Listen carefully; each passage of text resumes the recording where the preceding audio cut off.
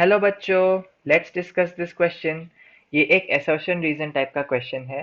assertion है cell is an open system और reason दिया गया है cell receives a number of materials including energy containing nutrients from outside. और हमें चार कॉम्बिनेशंस में ऑप्शंस दिए गए हैं। तो चलिए इस क्वेश्चन को सॉल्व करने का जो की कॉन्सेप्ट है वो है टाइप्स ऑफ सिस्टम्स को जानना। आप केमिस्ट्री में थर्मोडायनामिक्स से जान सकते हैं कि हमारे पास तीन टाइप के सिस्टम्स होते हैं। एक होता है हमारा ओपन सिस्टम, दूसरा होता है हमारा क्लोज्ड सिस्टम और तीसरा होता है हमारा आइसोलेटेड सिस्टम। जो ओपन सिस्टम है, यहाँ पर हम इन तीनों को दो बेसिस पे क्लासिफाई कर सकते हैं। एक तो है मैटर एक्सचेंज या मटेरियल एक्सचेंज का। मटेरियल एक्सचेंज ओपन में हो सकता है, क्लोज्ड में नहीं होता, आइसोलेटेड में नहीं होता। दूसरा होता है energy exchange. Energy exchange open में होता है, क्लोज्ड में होता है, लेकिन आइसोलेटेड सिस्टम्स में नहीं होते। यदि हम एक सेल की बात करें, हमें पता है कि सेल्स में मटेरियल का एक्सचेंज होता है। मटेरियल का एक्सचेंज होता है। एग्जाम्पल, जो गोल्जी बॉडीज होते हैं, जो एंडोप्लाज्मिक रेटिकुलम होते हैं, वो इसमें इन्वॉल्व होते हैं मटेरियल के एक्सचेंजेस में दो सेल्स के बीच में।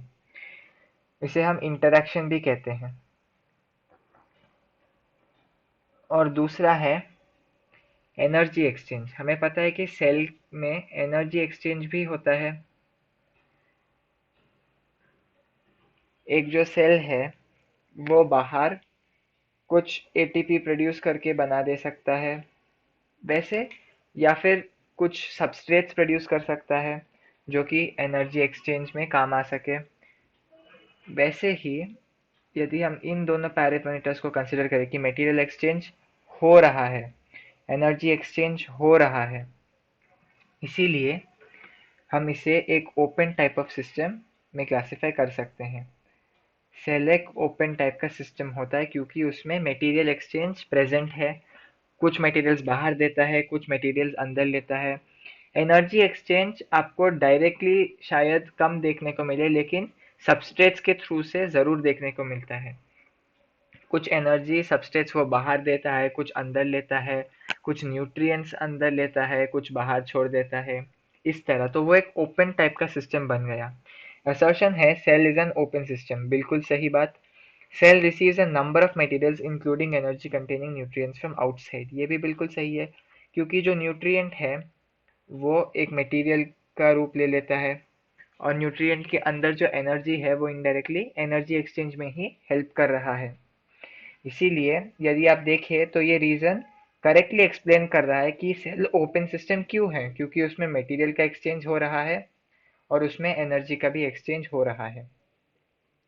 मटेरियल का एक्सचेंज भी हो रहा है, एनर्जी का एक्सचेंज भी हो रहा है। इसीलिए the correct option for this question will be option A. Both assertion and reason are true, and reason is the correct explanation of assertion. Hope you have understood it well. All the best.